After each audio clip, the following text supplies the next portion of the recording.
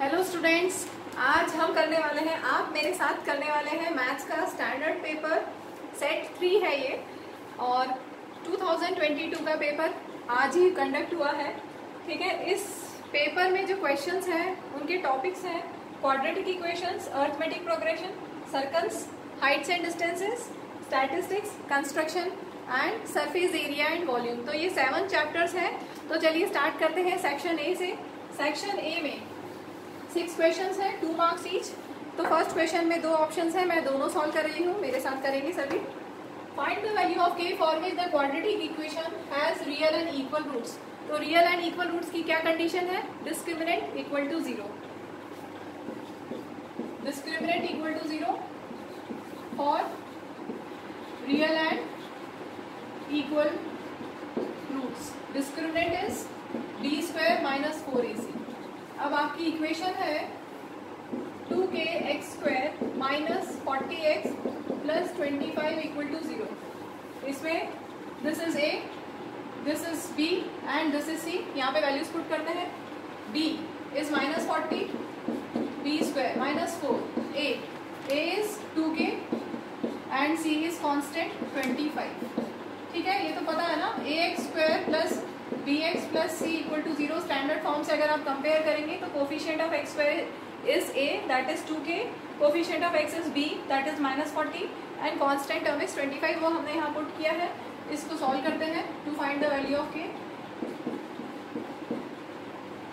4 into 25 100 into 2 200, so 1600 equal to 200k। और इसको आप कैलकुलेट करेंगे तो k equal to 8।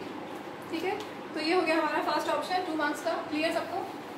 Moving to next part. Solve for x। Equation आपको दिया हुआ है 5/2x² प्लस 2/5। इनको हम दोनों को शिफ्ट कर दें इस साइड पे, लेफ्ट साइड पे। -1 plus 2x equal to 0। So this will become 5/2x²। ये दोनों को सॉल्व कर लेते हैं। 2/5 माइनस 1 हो जाएगा, minus 3/5 plus 2x upon 1 equal to 0। Now will take LCM. 2 and 5 and 1, 2 5 and 1 का एलसीएम हो गया 10, राइट। तो यहाँ पे हो जाएगा 25x² minus 6x plus 26 plus 20x equal to 0। अब ये 10 राइट साइड में जाएगा तो 0 हो जाएगा। So this will become 25x² plus 20x minus 6 equal to 0। इसको हम मिडिल टर्म स्प्लिट करके भी कर सकते हैं और क्वाड्रेटिक फॉर्मूले से भी। मुझे ऐसा लगता है कि क्वाड्रेटिक फॉर्मूले से जल्दी होगा, तो पहले हम डिस्क्रिमिनेंट कैलकुलेट कर लेते हैं क्वाड्रेटिक फॉर्मूले के लिए। Discriminant is b² minus 4ac, right. यहाँ पे वैल्यूज पुट करते हैं डिस्क्रिमिनेंट की। डिस्क्रिमिनेंट है b² minus 4 into a into c is minus 6।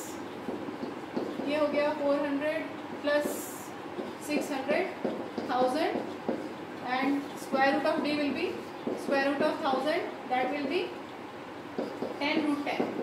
ठीक है, now we will use quadratic formula. x equal to minus b plus minus root over b² minus 4ac upon 2a। This is quadratic formula. b की value है 20, minus sign के साथ लिखेंगे, plus minus square root of d हम calculate कर चुके हैं।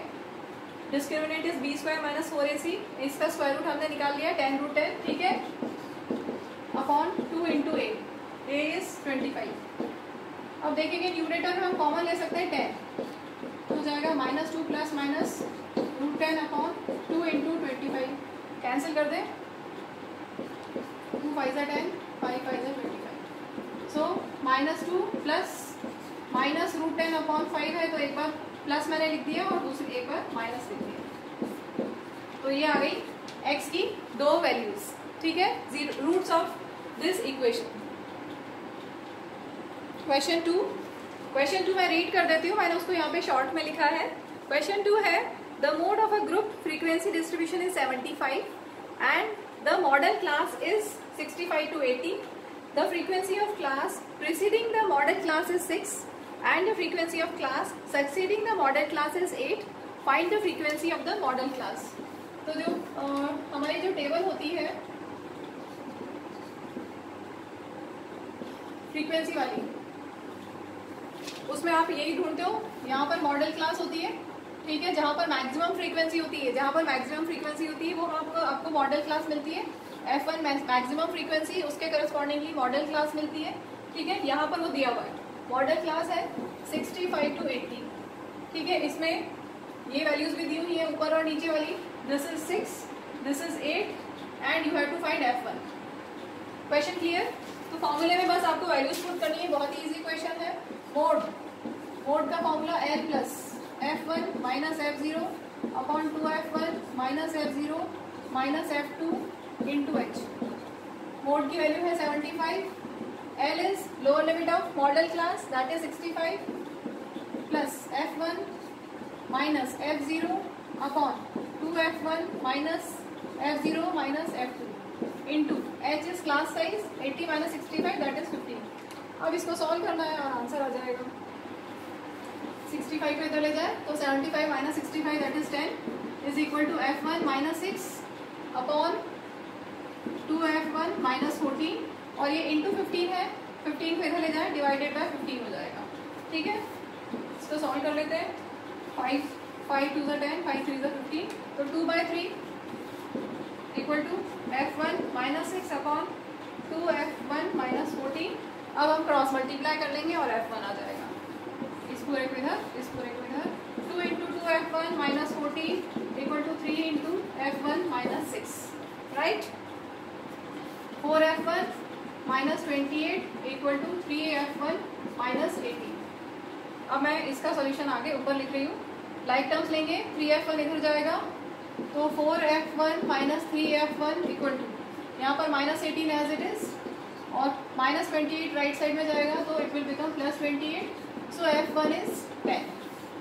ये हमारा आ गया frequency of the modal class. Moving to next question. Question 3 में ए पार्ट में दिया है the curved surface area for right circular cylinder is 176 square centimetre and its volume is 1232 centimetre cube. What is the height of cylinder?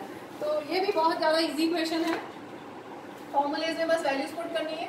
Volume of cylinder is pi are square h and surface area of cylinder is CS of cylinder is 2 pi r h, ठीक है। Volume में हमने put किया 1232 और CSA में हमने लिया 176, ठीक है। क्लियर? अब कैंसिल कर दें, जो जो कैंसिल हो रहा है वो कैंसिल कर दें हम। पाई से पाई कैंसिल, H से H कैंसिल, एक R से एक R कैंसिल। लेफ्ट साइड में क्या बचा? R/2, right. अब यहाँ देखेंगे ये कैंसिल होगा, 11 से कैंसिल हो जाएगा। 11 1 जा 11, 6 जा 66, 11 1 जा 11 1 जा 11 2 जा, सही है। इसके बाद 112 अपॉन 60, ये 2 पे इधर ले जाए इंटू 2, ठीक है। 2 8 जा 16, सो R कितना आ गया? 8 1 जा 8, 8 4 जा 32। कुछ कैलकुलेशन मिस्टेक है क्या? देखो एक बार जरा, ठीक लग रहा है। 7 सेंटीमीटर, ठीक है। रेडियस इज 14 सेंटीमीटर, ठीक है। अब हमें फाइंड क्या करना था? हमें तो हाइट फाइंड करना था, हाइट ऑफ सिलेंडर। तो हम इसमें पुट कर दें, इसमें भी कर सकते हैं, CSA में ले लेते हैं। चलो 2 पाई RH इज 176 गिवन है, CSA of cylinder is 176, 2 into pi into R into H is 176। Solve करना है, 2 7 जा 14, सो H is 176 upon 2 into 22 into 2। Cancel कर दें, 11 2 जा 11 1 जा 11 6 जा 2 2 2, 8 हो गया, 8 2 जा 16। So height is 2 centimetre. Third question में एक और पार्ट है, ऑप्शन में बी पार्ट है the largest sphere is carved out of a solid cube of side 21 centimeter. Find the volume of sphere. तो आपको एक क्यूब दिया हुआ है, मैं 2D में बना रही हूँ, ठीक है। सिर्फ 2 डायमेंशन में जस्ट व्यू करो कि इसमें से हमें लार्जेस्ट स्फीयर निकालना है। Largest sphere is carved out of a cube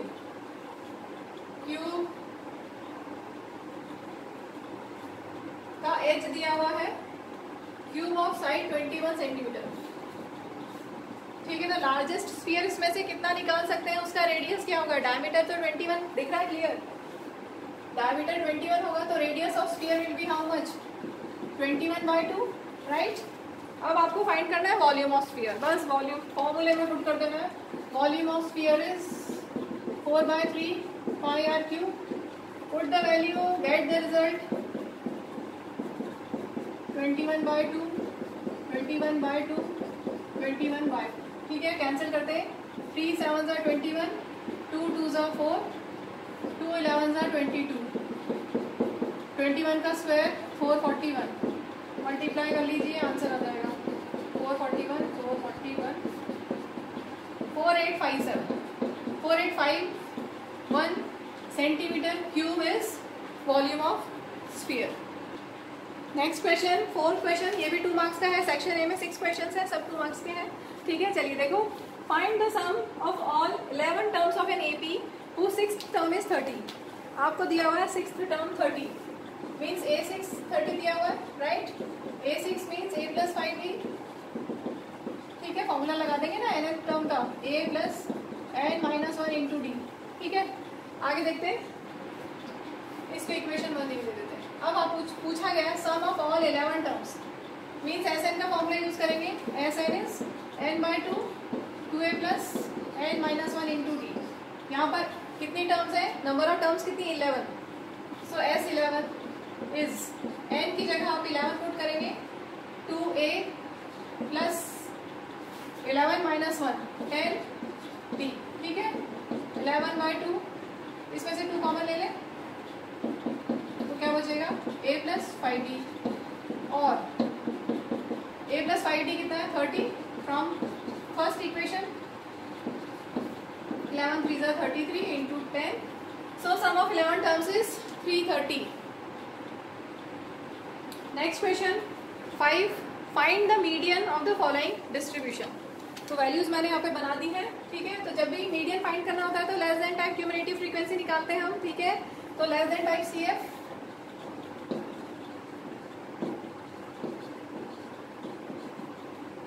less than type CF में आप क्या सोचेंगे, अपर लिमिट को। अपर लिमिट क्या है यहाँ पर, 10, तो लेस देन 10 कितना हुआ, 5। लेस देन 20 में 5 + 8 दैट इज 13। लेस देन 30 में ये तीनों, इन तीनों में से इन दोनों का सम हमने यहाँ लिखा हुआ है तो हम ऐसे ऐड कर सकते हैं, ठीक है। लेस देन 40 में दिस + दिस, लेस देन 50 में दिस + दिस, और लेस देन 60 में दिस + दिस, ठीक है। तो आप चेक भी कर सकते हैं, अगर आप इनको सम करेंगे सिग्मा एफ, इसको सब करेंगे तो 60 ही मिलेगा। सो n is sigma F that is 60, n/2 will be 30, ठीक है। अब हमें सिर्फ फॉर्मूले में वैल्यूज पुट करनी है। मीडियन का formula is L + n/2 - CF upon F × H। तो सबसे पहले आप क्या करेंगे, इसमें n/2 30 है, 30 से जस्ट ज्यादा CF कौन सा है, 30 से जस्ट ज्यादा CF कौन सा है, ये, ठीक है। तो इस लाइन में ये मार्क कर लेंगे और इसके ऊपर वाला मार्क करेंगे। वापस से रिपीट कर रही हूँ, इसी में कंफ्यूजन होता है बच्चों को। n/2 इज 30, 30 से जस्ट ज्यादा CF वाली लाइन में आप आ जाइए, उस लाइन में F और मीडियन क्लास को मार्क कर लीजिए और ऊपर वाला CF होगा। वैल्यूज पुट करेंगे, L is lower limit of median class that is 20 plus n/2 is 30 minus CF upon F × H, H is 10, ठीक है। सिंपल कैलकुलेशन है, ये कैंसिल हो गया, 17/2, 17/2 8 × 16, ठीक है। तो ये आ गया 28.5 मीडियम, ठीक है। Question 6, in figure is given to you in the question. There are 2 concentric circles with center O. If ARC and AQB are tangents to the smaller circle from point A, ARC and AQB are tangents to the smaller circle from point A lying on the larger circle. Find the length AC.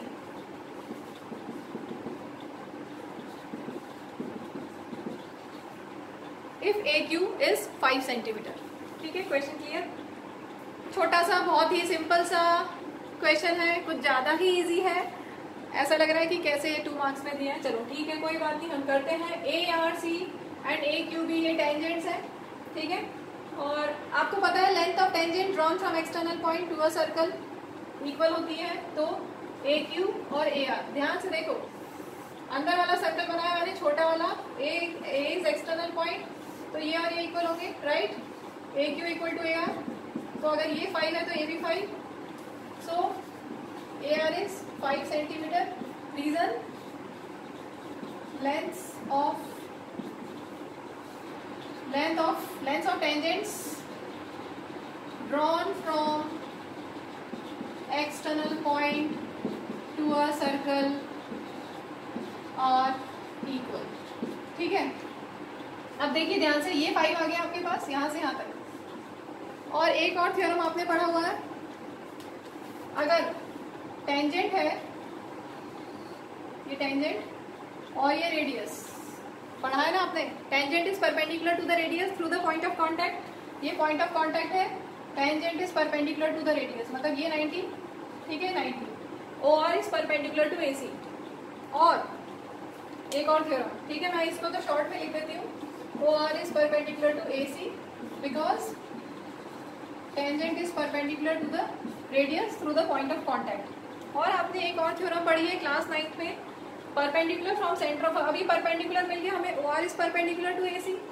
अब हमें ये पता है कि if perpendicular draw करते हैं, अगर O R is perpendicular to A C, perpendicular drawn from centre of a circle to a chord bisects the chord. लेकिन यहाँ पर ये जो कॉर्ड है बाहर वाले सर्कल के लिए है, ठीक है। ये जो कॉर्ड ए सी कॉर्ड किसके लिए होगी, बाहर वाले सर्कल के लिए कॉर्ड होगी।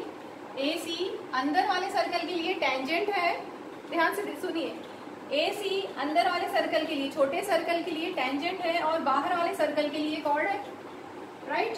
और आपने थ्योरम पढ़ा है, perpendicular from centre of a circle to a chord bisects the chord, that means this equal to this, ठीक है।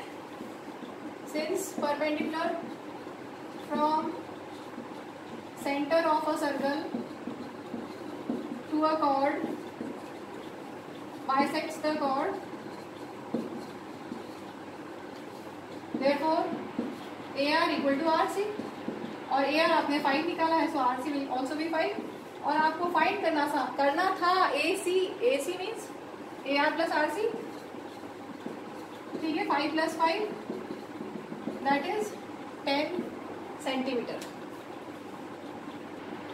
चलिए अब हम आते हैं सेक्शन बी पे। सेक्शन बी में 4 क्वेश्चंस हैं 3 मार्क्स के, ठीक है, 3 marks each. Question 7th, an aeroplane, trigonometry का क्वेश्चन है ये। सॉरी मैं इससे पहले बताना भूल गई कौन कौन से टॉपिक के क्वेश्चन हैं, एक बार ध्यान से सुन लीजिएगा। क्वेश्चन 1 क्वाड्रेटिक इक्वेशंस का है, question 2 statistics, question 3 surface area and volume, question 4 AP, question 5 statistics, question 6 circles. Question 7 अब है ट्रिग्नोमेट्री का, heights and distances. An aeroplane at an altitude of 200 meters observes the angles of depression of opposite points on the 2 banks of a river to be 45 degree and 60 degree. Find the width of the river. Also you have to use root 3 1.73। तो चलिए सबसे पहले figure बना लेते हैं। Aeroplane है 200 metres ऊपर, ठीक है। Aeroplane at an altitude of 200 meters observe the angles of depression of opposite points on the 2 banks of a river to be 45 degree and 60 degree, ठीक है। अपोजिट साइड्स में हमें लेना है अपोजिट पॉइंट्स। एक साइड में एंगल ऑफ डिप्रेशन है 45 degree और एक साइड है angle of depression 60 degree. Actual में एंगल ऑफ डिप्रेशन क्या होता है, अगर आप यहाँ से देखते हैं, ये आपका पैरेलल टू द ग्राउंड है, ठीक है। आप जब यहाँ से देखोगे, आप यहाँ से देखेंगे तो एंगल ऑफ डिप्रेशन क्या मिलेगा, ये, ठीक है। एंगल ऑफ डिप्रेशन क्या होता है, ये लाइन ऑफ साइट और पैरेलल टू द ग्राउंड, ये लाइन के बीच का angle is angle of depression. और क्योंकि हम ये पैरेलल कंसीडर करते हैं तो this angle equal to this angle, alternate interior angles, इसलिए हमने इसको डायरेक्ट यहाँ पर यूज किया है। ऐसे ही डायरेक्टली यूज करते हैं, ठीक है। एक्चुअल में एंगल ऑफ डिप्रेशन ये होता है, क्लियर। चलिए यहाँ पर 10, 30, 10, 60 और 10, 30 नहीं है, 10, 60 एंड 10, 45 यूज कर लेंगे। क्योंकि परपेंडिकुलर आपको दिया हुआ है और ये फाइंड करना है। क्या फाइंड करना है? Width of the river. You have to find width of the river. तो यहाँ से यहाँ तक हम x1 ले लें और यहाँ से यहाँ तक x2, ठीक है। और हम ये दो जो ट्राइंगल्स बन रहे हैं इनको यूज कर लेते हैं। नेम दे दें A B C D. In triangle A B C क्या होगा? 1045 is perpendicular upon base p by b 200 by x1। 1045 1 होता है, सो x1 इज 200 मीटर, ठीक है। सिमिलरली दूसरा ट्राइंगल लेते हैं। In triangle A B D, ये वाला ए बी डी ट्राइंगल में 1060 इज परपेंडिकुलर, इसका perpendicular 200 metre upon base is x2। 1060 is √3, so x2 will be 200 upon √3। दोनों को प्लस कर दें और विड्थ ऑफ द रिवर आ जाएगी, ठीक है। So adding first and second, x1 plus x2 is equal to 200 plus 200 upon √3। यहाँ पे हम कॉमन ले सकते हैं 200। x1 plus x2 equal to 200 common लिया तो यहाँ पे बचेगा 1 और यहाँ पे होगा 1 अपॉन √3, ठीक है। मैं इसको सॉल्व कर रही हूँ। 1 प्लस 1 अपॉन √3 की वैल्यू दी हुई है यहाँ पर 1.732, 1 अपॉन √3 लिखा हुआ है, ठीक है। इसको डिवाइड करोगे तो आपको मिलेगा 0.577 अप्रोक्सीमेटली और इनको प्लस कर लेते हैं 1.577, ठीक है।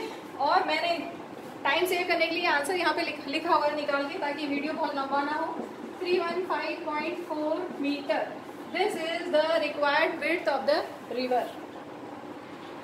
Next question is arithmetic progression का क्वेश्चन है। The sum of first 3 terms of AP is 33.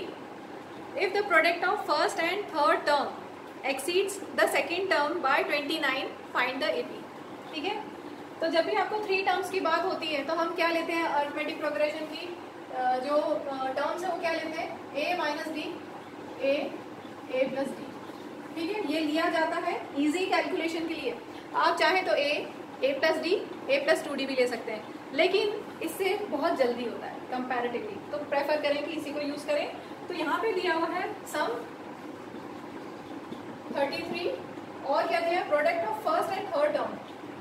Product of first term ऐसा लिखना है अभी, A1 और third term A1 A3, first term A1, second term A2, third term A3।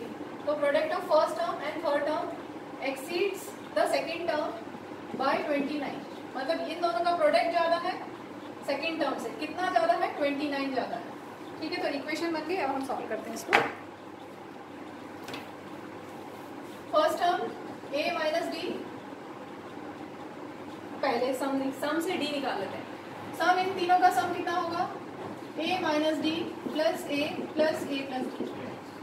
First term a minus D, second term a, third term a plus D. इन सबको sum करके 33 है, ठीक है।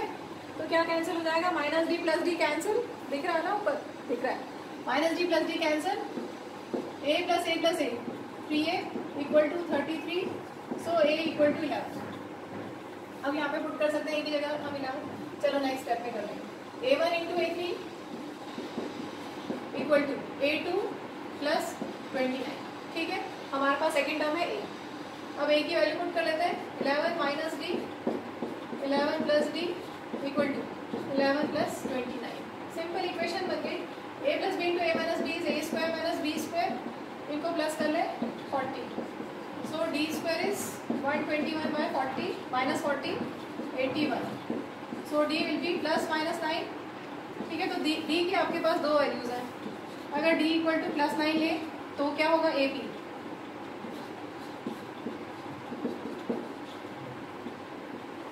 First term is 11, sorry first term is a minus d, a minus d कितना होगा? 2, then a plus d, plus कर दें इनको 20, तो ये अगर d इक्वल टू 9 लेंगे +9 तो AP बनेगा, और अगर d इक्वल टू -9 लेंगे तो AP क्या बनेगा? उल्टा लिख देते हैं वैसे तो 20 11 2, फिर भी हम वैल्यूज पुट कर लेते हैं। चलो a माइनस डी क्या होगा, मैं यहाँ लिख देती हूँ a minus d. a is 11 minus d कितना है -9, तो ये कितना हो गया 11 + 9 दैट इज 20। इसके बाद a है 11 और इसके बाद a plus D, a is 11 plus d is -9, कितना हो गया 2। ठीक है, तो रिवर्स करके लिख देते हैं। क्लियर? तो AP +9 से हमें AP मिला 2 11 20 और -9 से हमें AP मिला 20 11 2। नेक्स्ट क्वेश्चन 9th में ऑप्शंस हैं, 2 ऑप्शंस हैं। तो A पार्ट करते हैं। क्वाड्रेटिक इक्वेशन के हैं दोनों ये। A part, find the value of P for which the quadratic equation has real and equal roots. तो क्वाड्रेटिक इक्वेशन दी हुई है,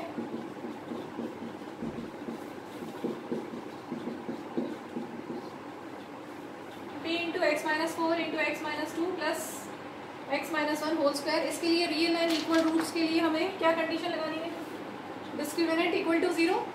ठीक है, मैं इसको इक्वेशन को एक बार फिर से लिख रही हूँ। P into x minus 4 into x minus 2 plus x minus 1 whole square equal to 0। ठीक है, ये आपको गिवन है इक्वेशन। इसको सॉल्व कर लेते हैं पहले। P इंटू यहाँ पर मल्टीप्लाई कर लेंगे x into x x square, then -2x -4x हो जाएगा -6x, और -4 into -2 plus 8 plus a minus b whole square is a square plus b square minus 2ab। ठीक है, अब हमें इसको स्टैंडर्ड फॉर्म में कन्वर्ट करना है। तो एक्स स्क्वायर ले लेते हैं। एक्स स्क्वायर के कोफिशिएंट यहाँ पर है p और यहाँ पर है 1। ठीक है, p + 1 एक्स स्क्वायर। ठीक है, p x square plus 1 x square, तो एक्स स्क्वायर कॉमन ले लेंगे p + 1। अब यहाँ पर -6p और यहाँ पर है -2, माइनस कॉमन, माइनस, समझ में आ रहा है ना? एक स्टेप और करो, आ जाएगा -6px -2x। ठीक है, तो इसमें से माइनस कॉमन लिया दोनों में से, इसमें भी माइनस इसमें भी माइनस, 6p + 2 और क्या बचा plus 8p + 1 is equal to 0। तो ये हो गया यहाँ पर x स्टैंडर्ड फॉर्म में कन्वर्ट कर दिया हमने। ठीक है, यह है a b और ये c। और आपको क्या बोला, रियल एंड इक्वल रूट्स के लिए हमें p की वैल्यू बतानी है, यही है ना? Yes, for find the value of p की equal real and equal roots हो। So for real and equal roots क्या होता है? Discriminant is equal to 0, that means b square minus 4ac equal to 0। बस अब हम यहाँ पर वैल्यूज पुट करते हैं। b square, b is minus of 6p + 2, b square -4ac is equal to 0। Minus का स्क्वायर करेंगे तो प्लस हो जाएगा। ठीक है, अब इनका स्क्वायर करते हैं। 36p square plus 4 a plus b whole square की आइडेंटिटी यूज की हमने, a square plus b square plus 2ab plus, sorry minus है यहाँ पर 4, इनको मल्टीप्लाई कर लेते हैं। 8p square plus p plus 8p plus 1 is equal to 0। So ये ऐसे लिखते हैं, यहाँ पर माइनस से मल्टीप्लाई करते हैं। -4 इंटू 8 32p स्क्वायर, इनको करें यहाँ पे हो गया 9p, p + 8p 9p, right? 9p into -4 तो -36p और दिस इंटू दिस -4, तो ये कितना हुआ 36 - 32, 4p स्क्वायर, ये दोनों हमने कर लिया। अब 24 - 36 कितना हो गया 24, सॉरी ये नहीं 24p, ये तो हम यूज कर चुके। 24p - 36 प्लस 24 - 36 तो 12p और +4 -4 कैंसिल। ठीक है, क्या कॉमन है? 4p common, p - 3 equal to 0, तो यहाँ से आ जाएगा p इक्वल टू 0 और p इक्वल टू 3। तो ये दो वैल्यूज आ गई p की for real and equal roots. Next question optional question है, 9th क्वेश्चन, 9th का ही ऑप्शनल क्वेश्चन है, बी पार्ट। ये भी क्वाड्रेटिक इक्वेशंस का ही है। had Arush scored 8 more marks in mathematics test out of 35 marks, 7 times these marks would have been 4 less than square of his actual marks. How many marks did he get in the test? तो maths के marks हम ले लें x, ठीक है.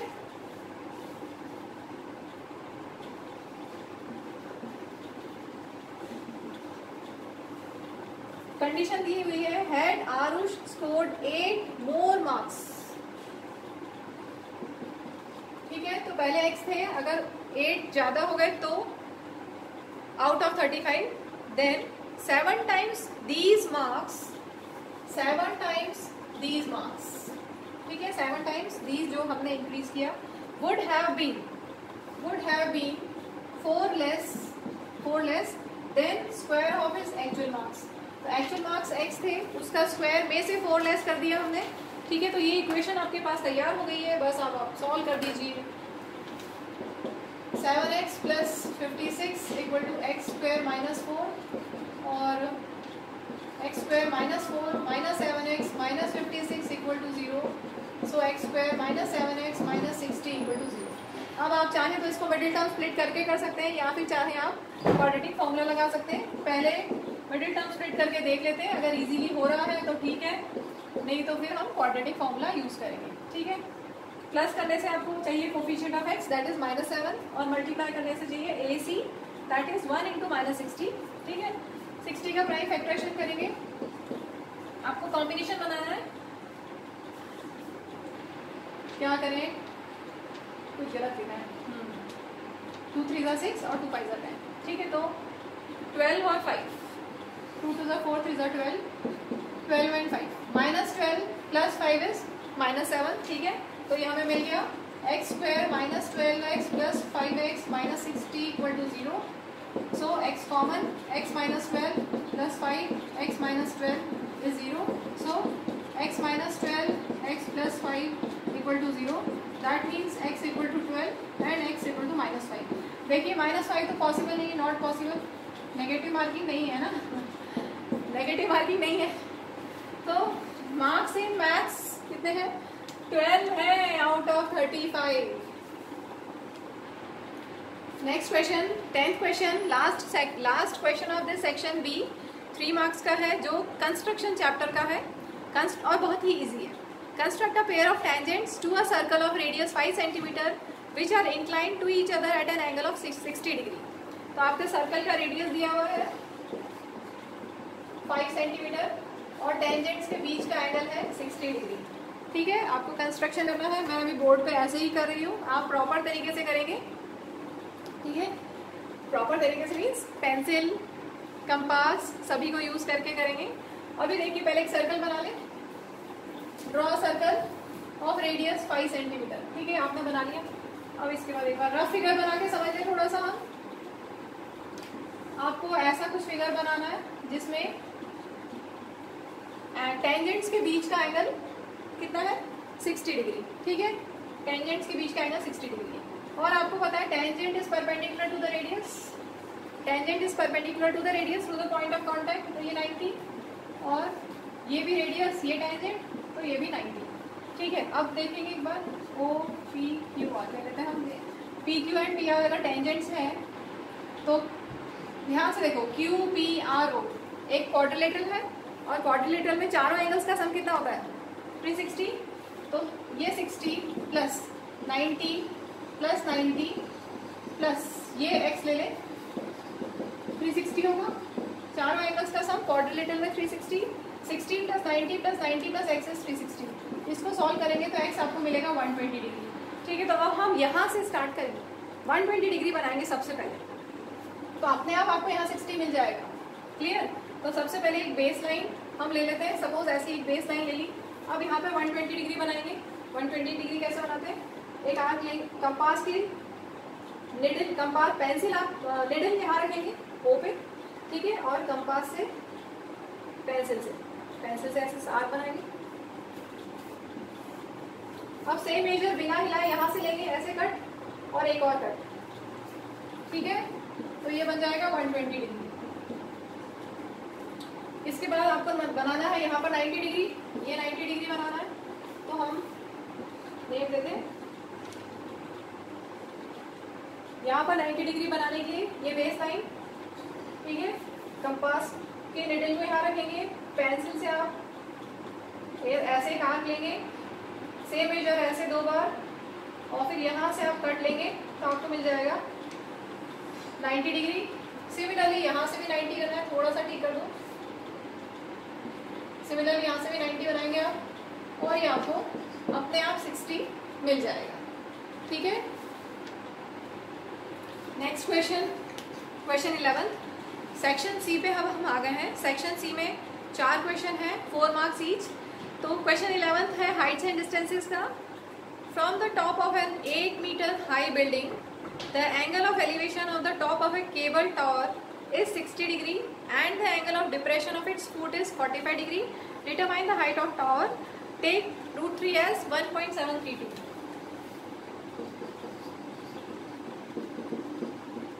चलिए पहले figure बना लेते हैं।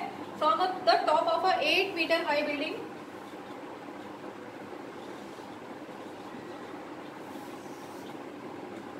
ठीक है, बिल्डिंग 8 मीटर हाई, यहाँ से टॉप से the angle of elevation of the top of a cable tower is 60 degree. ये 60 डिग्री है,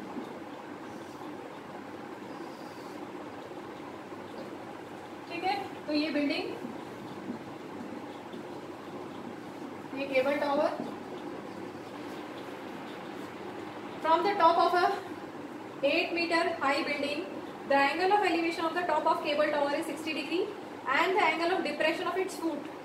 यहीं से from the top of building angle of depression कितना दिया हुआ है 45 डिग्री, ये 45 डिग्री दिया हुआ है, ठीक है। एंगल ऑफ डिप्रेशन क्या होता है, यहाँ पे आप खड़े हैं तो ये लाइन ऑफ साइट और ये हॉरिजॉन्टल से पैरेलल, ग्राउंड से पैरेलल, ठीक है। तो ये 45 अगर है तो इधर भी 45 होगा। Alternate interior angles because these lines are parallel, so alternate interior angles are equal, ठीक है। चलिए अब हम करते हैं, ये 8 मीटर है तो यहाँ से यहाँ तक 8 मीटर हो गया, राइट। और ये x ले लेते हैं, और आपको फाइंड क्या करना है यहाँ पर, height of tower. You have to find height of tower. Question clear.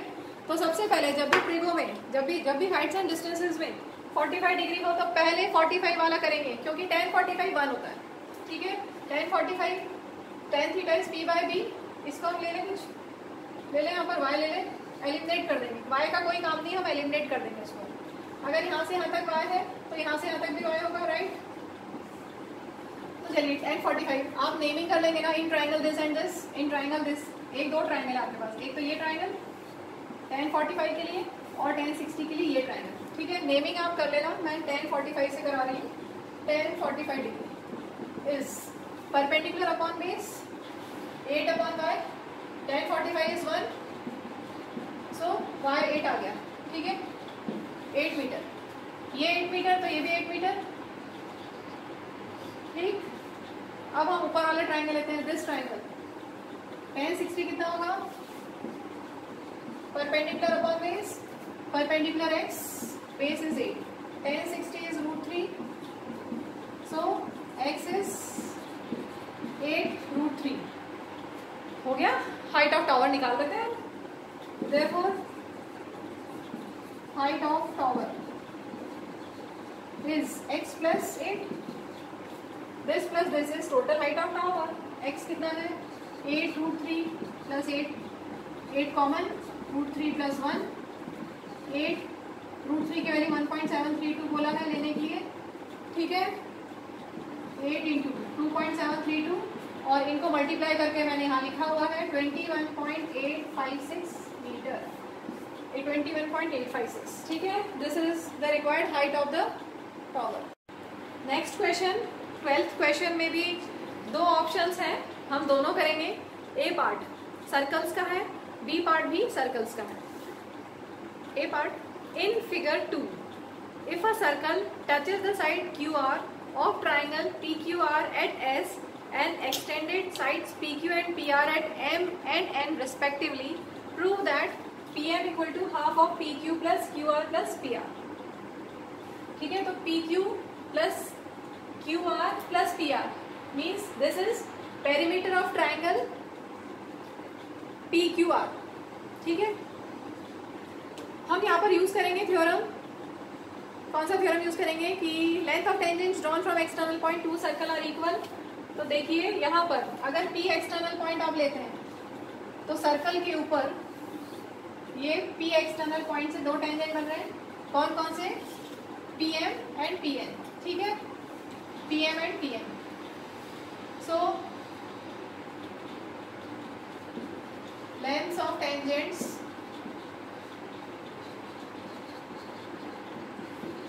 drawn from external point to a circle are equal, therefore PM equal to PN और क्या इक्वल है, सेम ऐसे ही ध्यान से देखेंगे। अगर Q एक्सटर्नल पॉइंट ले लें, सर्कल तो वही है, Q एक्सटर्नल पॉइंट तो कौन कौन से टेंजेंट्स बन रहे हैं, QM एंड QS। ध्यान से देखिए QM एंड QS ये भी टेंजेंट्स है, तो इनका लेंथ इक्वल होगा QM इक्वल टू QS। ठीक, ऐसे ही ध्यान से देखिए R एक्सटर्नल पॉइंट है सर्कल पे, सो RN इक्वल टू RS। ठीक है, RN इक्वल टू RS। इन तीनों का हम यूज करेंगे जो हमें प्रूव करना है। तो पहले हम ले लेते हैं perimeter of triangle. Perimeter of triangle PQR कितना है, PQ plus QR plus PR। अब PQ को हम एज इट इज रखते हैं QR को क्या लिख सकते हैं, QR को ध्यान से देखिए, QR को लिख सकते हैं QS प्लस SR लिख सकते हैं, QR को हम लिख सकते हैं QS प्लस SR और PR एज इट इज। अब देखो PQ प्लस QS कुछ हो रहा है क्या, PQ प्लस QS तो कुछ नहीं हो रहा, PQ प्लस SR भी नहीं हो रहा, PQ प्लस PR कुछ नहीं हो रहा। क्या करें अब, यहाँ से हम यूज करते हैं QS की जगह हम QM लिख सकते हैं, in place of QS we can write QM right from second. अब SR की जगह RN लिख सकते हैं, ठीक है, from third, second and third हो गया। अब देखो PQ प्लस QM कुछ बन रहा है क्या, PQ प्लस QM कितना हो गया PM और RN plus PR, RN plus PR कितना हो गया PN। ठीक है, this plus this is PN। और अब क्या करें,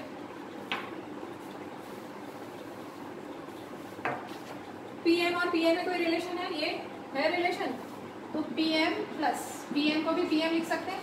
PM क्यों लिख रहे हैं, क्योंकि हमें जो प्रूव करना है उसमें PM है इसलिए। ठीक है, so PQ plus QR plus PR is equal to PM plus PM twice of PM। आगे रिजल्ट, अब ये PM को यहीं रहने दो और 2 को साइड चेंज करोगे तो 1/2 हो जाएगा and this proves the result. Check कर लें, PM इक्वल टू half of PQ plus QR plus PR। Yes, यही प्रूव करना था। नेक्स्ट क्वेश्चन 12th का B पार्ट है, ऑप्शन वाला, सर्कल्स चैप्टर का ही है और आपकी टेक्स्ट बुक का ही क्वेश्चन है, थोड़ा सा इजी करके दिया है, बुक से इजी करके दिया है। इन फिगर 3, ये figure, this figure is given to you in the question, a triangle ABC is drawn to circumscribe a circle of radius 4 cm such that segments BD and DC into which BC is divided by the point of contact D are of length 6 cm and 8 cm respectively. If area of triangle ABC is 84 cm square, find the lengths of sides AB and AC. तो यहाँ पर आपको given है area of triangle ABC is 84 centimetre square और आपको find करना है AB and AC। ठीक है, BD एंड DC गिवन है,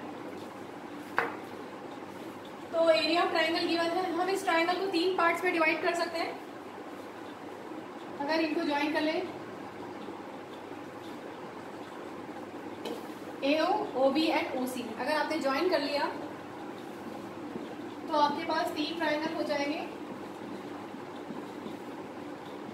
area of triangle ABC can be written as area of triangle AOB plus BOC plus COA। ठीक है, area of triangle AOB plus area of triangle BOC plus area of triangle COA। अब हम यहाँ पे values देते हैं। Area of triangle क्या होता है? Half into base into height. अगर AOB लिया हमने, अच्छा स्टार्ट कर दिया मैंने, उससे पहले length of tangents drawn from external point to a circle are equal, उस कंसेप्ट को यूज करते हुए पहले हम यहाँ पे कुछ और नेम देते हैं। ठीक है, इसको बाद में करते हैं, पहले थोड़ा सा और कर ले। DEF ये हमने नेम दे दिया। DEF, D तो दिया हुआ है, EF हमने अपनी तरफ से नेम दे दिया। अब देखिए सर्कल पे B इज एक्सटर्नल पॉइंट, तो यहाँ से जो टेंजेंट बनेगा BD और BF इक्वल होगा। Length of tangents drawn from external point to circle are equal, तो ये 6 सेंटीमीटर आ गया।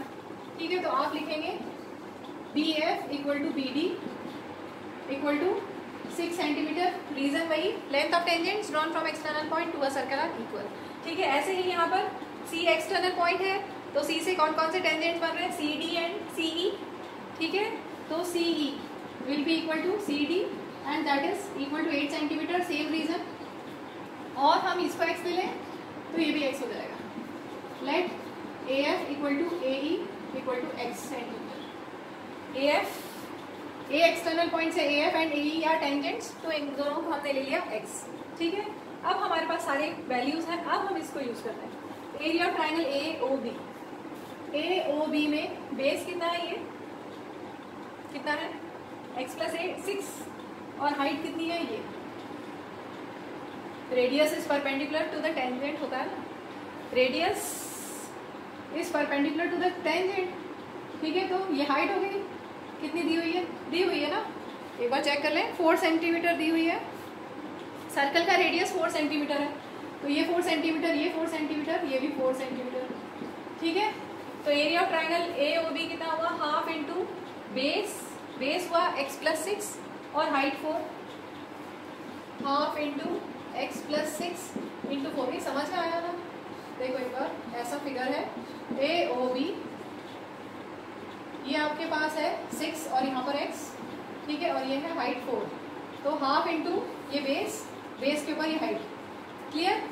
सेम ऐसे ही हाफ इंटू BOC ट्रायंगल में देखो, BOC ट्रायंगल में बेस ये है BC, कितना है? 6 प्लस 8 14, और हाइट कितनी है? 4। ठीक है, ये 14 और ये 4। क्लियर? ऐसे ही AOC ट्रायंगल, यहाँ पे कितना दिया हुआ है? ये x हमने लिया है और ये 8 और हाइट है 4। ठीक है, तो बेस कितना हो गया इस ट्रायंगल में? बेस हो गया x प्लस 8 और उसके ऊपर हाइट है 4। Half into base is x plus 8 और हाइट है 4। ठीक है, इसको सॉल्व करना है बस, खत्म। एरिया ऑफ ट्रायंगल गिवन है यहाँ पर, luckily area of triangle given है 84। बस सॉल्व करते जाइए और आंसर आ जाएगा। ये कैंसिल कर दें 2 से, क्या क्या बचा? 2 इंटू एक्स प्लस 6 प्लस यहाँ पे हो गया 14 to the 28 plus 2 into x plus 8 equal to 84। अब कैलकुलेशन जैसे चाहें आप कर सकते हैं। मैं 28 को लेफ्ट साइड पर ले जा रही हूँ और 2 into x plus 6 plus x plus 8, इसमें भी 2 कॉमन है, इसमें भी 2 कॉमन है। ठीक है, सब्ट्रैक्शन है, सॉरी यहाँ 28 था तो इधर हो जाएगा 56। ठीक है, 2 कॉमन है, 2 को इधर ले जाए, 2 इंटू में है, दूसरी साइड जाके डिवाइड हो जाएगा, x प्लस एक्स 2x। अब यहाँ से 2 कॉमन ले लें, अब ये 2 वापस से डिवाइड में चला जाएगा।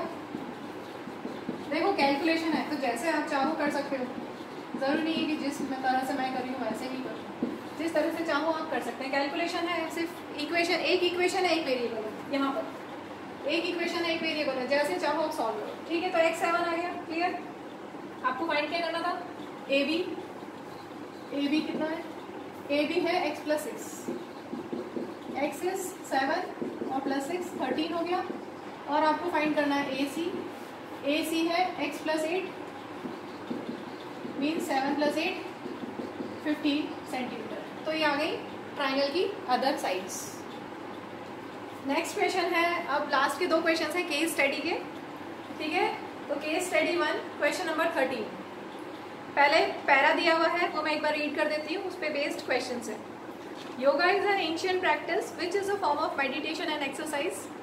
Bye practising yoga we not even make our body healthy but also achieve inner peace and calmness. The International Yoga Day is celebrated on 21st of June every year since 2015. To promote yoga, Green Park Society in Pune organized a 7-day yoga camp in their society.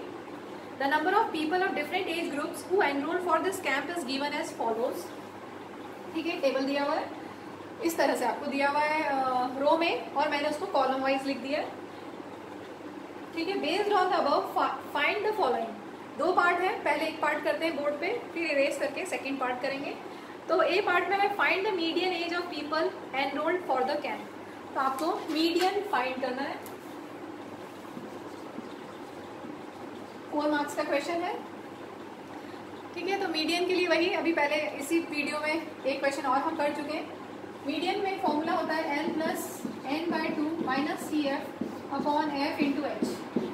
तो पहले CF निकालें, less than type cumulative frequency निकाल लें। Less than type cumulative frequency जब भी निकालते हैं तो अपर लिमिट्स देखेंगे और सोचेंगे कि अपर लिमिट में क्या आएगा। अगर मोर देन 25 पूछा जाए तो फ्रीक्वेंसी मतलब नंबर ऑफ पीपल कितने होंगे, ये क्या है, नंबर ऑफ पीपल है यहाँ पर, number of people. Less than 25 में कितने, 8 ही रहेंगे। अब सोचो लेस देन 35 में कितने पीपल होंगे, this plus this. Less than 45 में कितने होंगे, this plus this plus this. इन दोनों का सम हमने यहाँ लिखा हुआ है तो हम ऐसे ऐड कर लें। लेस देन 55 में प्लस कर दे सबको, लेस देन 65 में, लेस देन 75 में और लेस देन 85 में 2 3 4, ठीक है। तो ये आ गया लेस देन टाइप CF। बस अब तो हमें वैल्यूज पुट करनी है। पहले n/2 निकाल लें। n/2 mean sigma f, n/2 mean sigma f। इन सब का सम क्या होता है, इन सबको सम करोगे तो वही मिलेगा जो लास्ट वैल्यू है, ये ध्यान रखना। अगर इन सबका सम 140 आ रहा है it means you are going correct, कोई मिस्टेक नहीं है। यहाँ पे कैलकुलेशन मिस्टेक हो जाती है ना कभी कभी। इन सबका सम 140 आ रहा है और यहाँ पे लास्ट में 140 है, मतलब हमारा सही चल रहा है।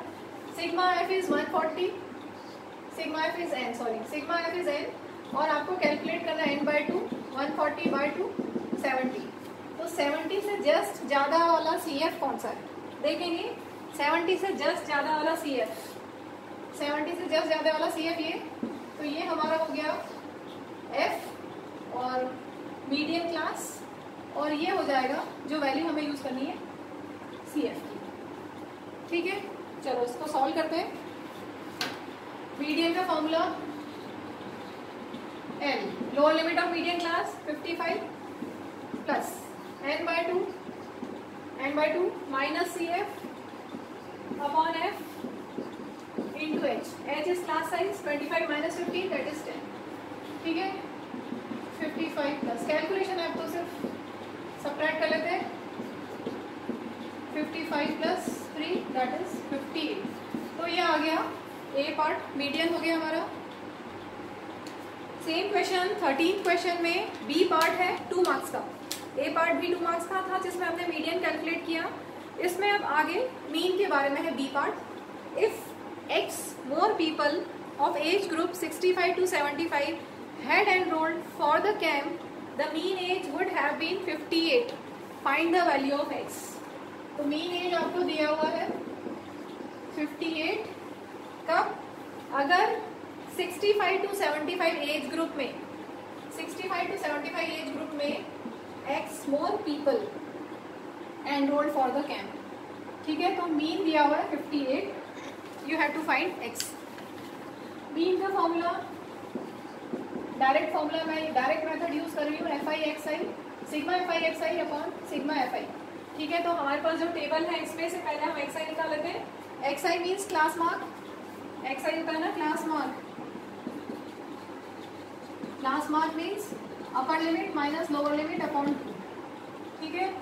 25 minus upper limit plus lower limit upon 2, average कर देते हैं बीच का, इन दोनों के बीच में, क्लास इंटरवल के एकदम बीच में क्या आएगा, पहले एक बार फॉर्मूले से देखो, 25 प्लस 15 कितना हो गया 40, 40 अपॉन 2 20, यहाँ लॉजिकली लगाए 15 और 25 के बीच में क्या आएगा 20, सेम ऐसे ही 25 35 के बीच में क्या आएगा 30, ठीक है। तो ऐसे आप फिल कर सकते हैं, या फिर आप वैल्यूज बार बार हर लिमिट में upper limit plus lower limit upon 2, this plus this कितना हो जाएगा 45 प्लस 35 80 अपॉन 2 40, ठीक है। चाहे तो ऐसे करें या फिर लॉजिकली यूज कर लें। अब तो आ गया 20 30 40 50 60 70 80, सिमेट्री से भी कर सकते हैं, 2-3 आने के बाद आप सिमेट्री से भी कर सकते हैं, ठीक है। तो या आप डायरेक्ट फॉर्मूला यूज करें, या आप सोचें कि इन दोनों के बीच में क्या आएगा, क्लास मार्क क्या होगा, इन दोनों के जस्ट बीच में क्या आएगा, या फिर 1 2 3 आप निकाल लें, उसके बाद हम क्लास साइज से भी ऐड कर सकते हैं। क्लास साइज कितना है, क्लास साइज होता है upper limit minus lower limit 10, ठीक है। तो एक वैल्यू आने के बाद प्लस क्लास साइज करते जाओ तो सारा xi निकल जाएगा, प्लस 10 करते जाएंगे, ठीक है। अब हमें करना है fi xi, मल्टीप्लाई करते हैं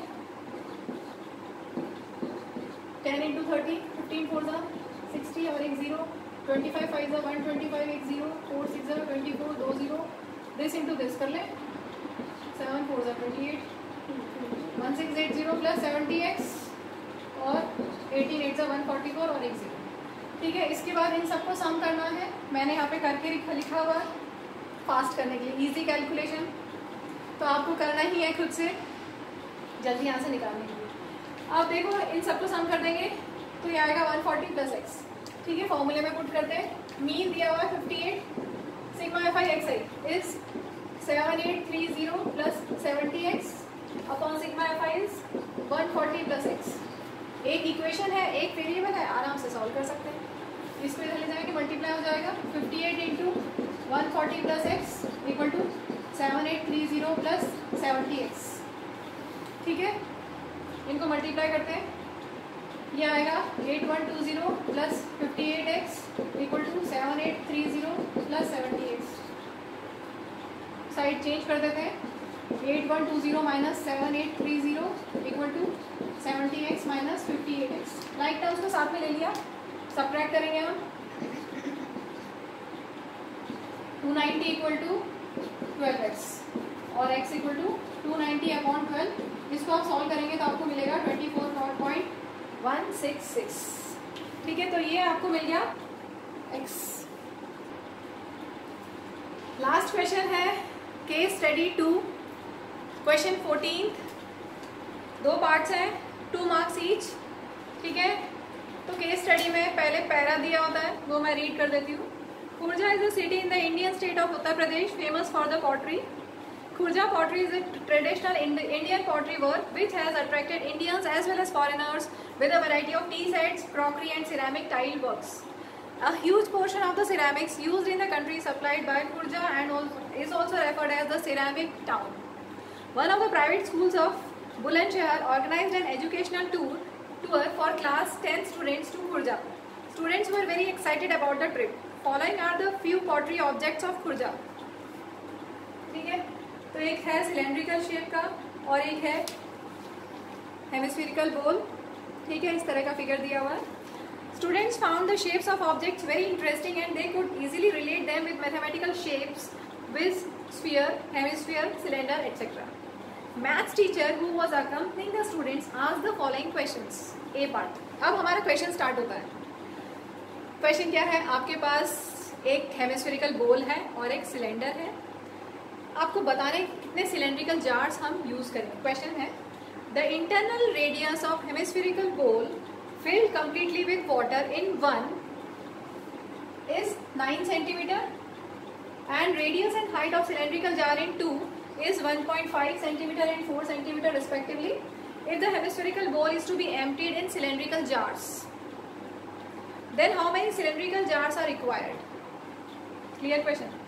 If hemispherical bowl is to be emptied in cylindrical jars, how many cylindrical jars are required? तो पहले डेटा लिख लें। यहाँ पर हमें दिया हुआ है रेडियस ऑफ हेमिस्फीयर 9 सेंटीमीटर,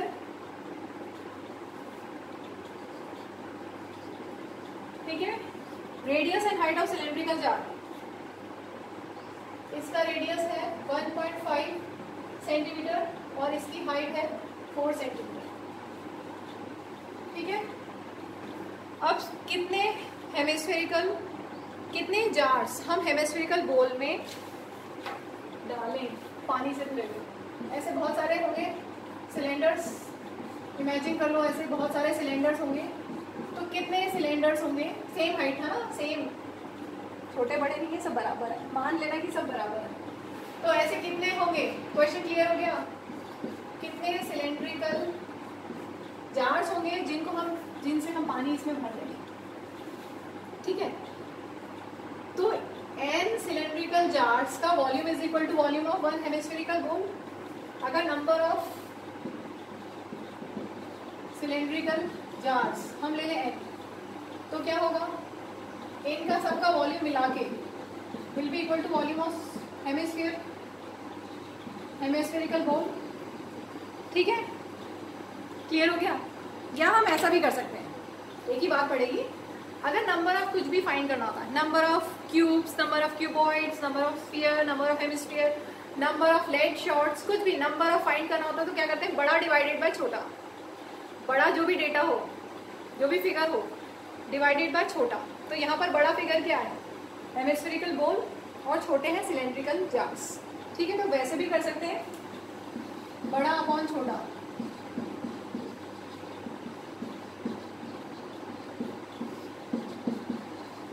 दोनों तरह से एक ही बात है।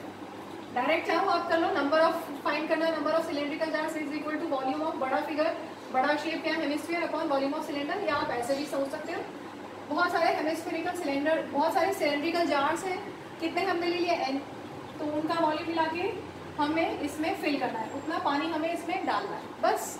अब तो सॉल्व करना है। Volume of hemisphere is 2/3 pi r cube.